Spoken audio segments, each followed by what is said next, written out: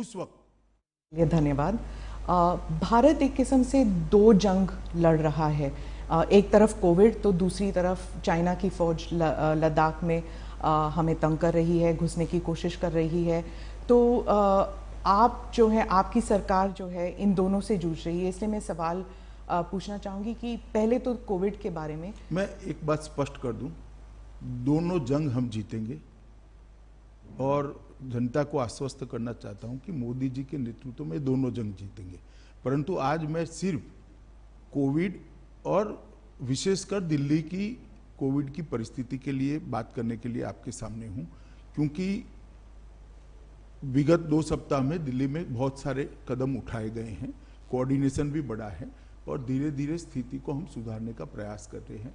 मगर कुछ चीज़ें ऐसी हैं जो दिल्ली की जनता से साझा करना जरूरी है और जागरूकता की दृष्टि से भी ये जरूरी है और उनको जो करना है उसके लिए भी जरूरी। इसलिए आज विशेषकर दिल्ली के कोरोना वायरस की स्थिति पर, संक्रमण के फैलने की स्थिति पर और देश के कोरोना वायरस संक्रमण पर ही बात करेंगे, एक लिमिटेड सब्जेक्ट पर बात करेंगे। जी, दिल्ली के बारे में आप कह रहे थे तो मैं दिल्ली से ही सवाल करती हूँ कि दिल्ली की तुलना जो है वो वुहान से की जा रही है कि बेड नहीं है, टेस्टिंग नहीं है और जनता में एक रोष भी है, घबराहट भी है कि जो हॉस्पिटल्स हैं वो मना कर रहे हैं कुछ लोगों को लेने के लिए और अगर अंदर ले भी रहे हैं तो उनकी फीस बहुत ज़्यादा है।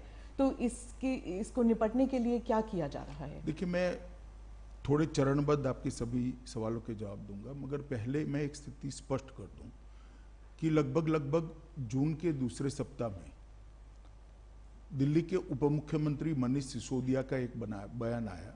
सिसोदिया जी ने बताया कि भाई 31 जुलाई को दिल्ली में 5.5 लाख तक कोरोना के संक्रमित हो जाएंगे, न जगह बचेगी न बेड बचेंगे और एक प्रकार से स्थिति खराब होगी। इससे दिल्ली की जनता में बहुत सारा भय हुआ। उनका अनुमान जो था वो आंकड़ों के आधार पर था, मैं वो अनुमान सच गलत उसमें जाना नहीं चाहता, परंतु एक भय की स्थिति पैदा हुई और कई लोग पलायन की भी सोचने लगे। एक दूसरा निर्णय आ गया कि दिल्ली के बाहर की व्यक्तियों को दिल्ली में इलाज नहीं कराया जाएगा। अब मैं आपको बताना चाहता हूं, मैं भी दिल्ली के बाहर का हूं, मैं भला कहां जाऊंगा अगर मुझे कुछ होता है तो। दिल्ली देश की राजधानी है, बहुत सारे राज्य के लोग यहाँ पर रहते, आते हैं, जाते हैं। आसपास के राज्यों से, जैसे उत्तराखंड से, उत्तर प्रदेश से, हरियाणा से, राजस्थान से ढेर सारे लोग यहाँ बसते हैं। ऐसा करना संभव नहीं था, तो वो निर्णय को केंद्र सरकार ने बदला और ये तय कर दिया कि हर एक व्यक्ति का इलाज हर एक अस्पताल में होगा। और उसके बाद में मैंने 14 तारीख को एक कोऑर्डिनेशन की मीटिंग बुलाई और जो आप बात कर रहे हैं वो सारे फैसले कोऑर्डिनेशन की मीटिंग में हमने करे। एक कोऑर्डिनेशन की मीटिंग बुलाने की जरूरत इसलिए पड़ी कि दिल्ली का जो एडमिनिस्ट्रेटिव खाका है, इसमें 3, जहां तक कोरोना का सवाल है, 3 एडमिनिस्ट्रेटिव रोल 3 संस्थानों का आता है। तो दिल्ली सरकार स्वतः, दूसरा एमसीडी, 3 म्युनिसिपल कॉरपोरेशन और तीसरा भारत सरकार। तो ये तीनों के बीच में कोऑर्डिनेशन होना जरूरी था। तो वो मीटिंग का मुख्य उद्देश्य था, देश और दुनिया के कोरोना के खिलाफ की लड़ाई की बहुत सारी इंफॉर्मेशन भारत सरकार के तज्ञों के पास थी। जैसे डॉक्टर पॉल है, नीति आयोग के मेंबर हैं, हमारे डॉक्टर भार्गव हैं, आईसीएमआर के हैं और एम्स के डायरेक्टर गुलेरिया जी हैं। ये तीनों के पास पूरे देश भर की स्थिति और दुनिया भर की लेटेस्ट स्थिति की जानकारी थी। भारत सरकार काफी कुछ मदद भी कर सकती है। दिल्ली सरकार का स्वास्थ्य विभाग और दिल्ली सरकार का मेन रोल है ही है और अस्पताल बहुत सारे एमसीडी के हैं, नीचे के कर्मचारियों की संख्या भी एमसीडी की ज्यादा है। तो एक व्यापक अभियान कोरोना के खिलाफ चलाना है तो तीनों ने मिलजुल कर काम करना पड़ेगा। तो मैंने मीटिंग बुलाई, इसमें दिल्ली के मुख्यमंत्री जी भी आए, उप मुख्यमंत्री जी भी आए, भारत सरकार के स्वास्थ्य मंत्री भी थे, ये तीनों डॉक्टर भी थे और बाद में एमसीडी के मेयरों के साथ भी मीटिंग की। इसमें हमने बहुत सारे निर्णय लिए और आज मैं कह सकता हूं विश्वास के साथ कि 5.5 लाख वाली स्थिति 31 जुलाई तक नहीं आएगी। पर ये क्राइसिस तक क्यों आया? क्योंकि अगर कोऑर्डिनेशन थी तो 14 जून वाली मीटिंग की क्या जरूरत थी? क्या पता नहीं था कि ये होने वाला है ऐसे? देखिए, आमतौर पर दिल्ली सरकार की जिम्मेदारी है कोऑर्डिनेशन करने की और व्यवस्थाओं को ठीक करने की। मगर जब मनीष जी का बयान आया तब मुझे लगा कि अब भारत सरकार को प्रेक्षक नहीं बनाना चाहिए। मोदी सरकार की पूरे देश की जवाबदारी, प्रधानमंत्री जी की पूरे देश की जवाबदारी। प्रधानमंत्री जी ने भी मुझे कहा कि भाई गृह मंत्रालय ने इसमें इनिशिएटिव लेकर आगे बढ़ना चाहिए, दिल्ली सरकार को मदद करना चाहिए। आज भी मैं स्पष्ट कर रहा हूं, दिल्ली सरकार को हम मदद कर रहे, परंतु कोऑर्डिनेशन जब तक नहीं होता है नहीं होता, इसलिए भारत सरकार ने इसमें कोऑर्डिनेशन की दृष्टि से हस्तक्षेप तो नहीं कह सकते, मगर एक मीटिंग बुलाकर काम करना शुरू किया। इसमें जो कमियां हमारे ध्यान पर आई, व्यापक चर्चा के कुछ दिल्ली सरकार ने भी मुद्दे रखे, कुछ जो एक्सपर्ट्स थे उन्होंने रखे, कुछ एमसीडी के मेयरों ने रखे, क्योंकि दूसरे ही दिन मैंने मेयरों के साथ भी मीटिंग की, ऑल पार्टी लीडर्स के साथ भी मीटिंग की, और सबके जो सुझाव है इसके आधार पर हमने बहुत सारे निर्णय करे। सबसे पहला निर्णय करा कि 30 जून तक कंटेनमेंट जोन के हर घर का सर्वे हो जाएगा।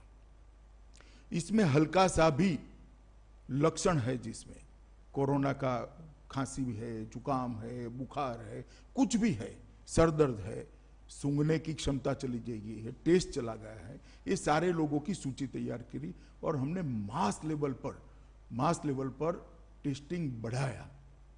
पहले मैं बाद में टेस्टिंग पर आऊंगा, मगर मास लेवल पर टेस्टिंग बढ़ाया और मुझे भरोसा है कि ये 30 तारीख तक हम पूरा कंटेनमेंट जोन का टेस्टिंग कर देंगे और बाद में 21 जुलाई को तय किया कि पूरे दिल्ली का हाउस टू हाउस सर्वे करेंगे, जिससे जिसको थोड़ा सा भी कोरोना का भय हो उसका टेस्टिंग किया जाए और कम से कम उसको आइसोलेशन में डालने से वो फैलाए नहीं। ताज्जुब तो इस बात की हो रही थी कि आप होम मिनिस्टर हैं, गृह मंत्री हैं, तो गृह मंत्री होने के नाते आपको हर स्टेट, हर राज्य को देखना है, गुजरात हो, महाराष्ट्र हो, लेकिन दिल्ली में ऐसी क्या केओस वाली सिचुएशन आ गई। और इंग्लिश में एक कहावत है, too many cooks spoil the broth, कि एक तरफ चीफ मिनिस्टर हैं, एक तरफ लेफ्टिनेंट गवर्नर हैं, उस पर आप भी आ गए हैं, तो इसमें तालमेल अब बढ़ा है? जरा भी कोई खींचातानी नहीं है, बिल्कुल। मैं आपको आंकड़ों के आधार पर बता सकता हूं कि परिस्थिति कंट्रोल में। दिल्ली सरकार ने हमें कहा था कि भाई एम्बुलेंस बढ़ानी है, ऑक्सीजन सिलेंडर बनाने हैं, वेंटिलेटर बनाने, हमने 500 ऑक्सीजन सिलेंडर इमीडिएटली दे दिए, 10,000 के करीब ऑक्सीनोमीटर दे दिए, 440 वेंटिलेटर दे दिए हैं, और भी जरूरत पड़ेगी तब देते जाएंगे। और एम्बुलेंस के लिए भी दिल्ली सरकार को अधिकृत किया गया है कि वो ओला, उबर और ऐसी कंपनियों के साथ मिलकर एम्बुलेंस की व्यवस्था करे, और ये अच्छे से चल रहा है। सबसे आपको ताजुब होगा, सबसे बड़ी खराब परिस्थिति डेड बॉडीज की थी। लगभग 400 से ज्यादा, 350 से ज्यादा डेड बॉडीज संस्कार बगैर के पड़े रहे थे। हमने तय किया था कि 2 दिन के अंदर सभी डेड बॉडीज का अंतिम संस्कार कर दिया जाएगा अपने अपने धर्म के हिसाब से, और आज एक भी डेड बॉडी पेंडिंग नहीं है। और जिनका दुर्भाग्य से मृत्यु होता है उसका हमने तुरंत ही उसी दिन शाम तक संस्कार हो जाए ऐसी व्यवस्था करी है और अच्छे से चल रही है। इसमें एमसीडी का बहुत बड़ा रोल है, दिल्ली सरकार का भी रोल है। दूसरी बहुत सारी कंप्लेंट्स आ रही थी स्मिता जी की, अस्पतालों की स्थिति ठीक नहीं, उनको गाइडेंस चाहिए, तो एम्स के टेलीफोनिक गाइडेंस की हमने व्यवस्था कर दी। अस्पताल से कोई भी व्यक्ति वो डेडिकेटेड नंबर पर फोन करता है तो एम्स के विशेषज्ञ वहां उपस्थित होते हैं, वो पेशेंट की हालत को टेलीफोनिकली जानकर वो डॉक्टर जो दिल्ली सरकार के अस्पताल का है इसको गाइड करते हैं और तुरंत ही सर्वश्रेष्ठ इलाज की दिशा में उसको हम आगे बढ़ाते हैं। और 3 टीमों का गठन कर दिया जिसमें दिल्ली सरकार के भी डॉक्टर थे, भारत सरकार के भी, एम्स के भी डॉक्टर थे और आईसीएमआर के भी विशेषज्ञ थे। उन्होंने सभी अस्पतालों का निरीक्षण कर स्थान पर जाकर जो कमियां थी उसको दूर करने के लिए कदम उठा लिए। आप कल्पना कर सकती है, हर वार्ड का सर्वे, हर वार्ड की सिस्टम को हमने ठीक करने का काम किया है और इसके लिए मानव संसाधन भी बढ़ाए हैं और कर्मचारियों को वित्तीय प्रोत्साहन देने के लिए भी दिल्ली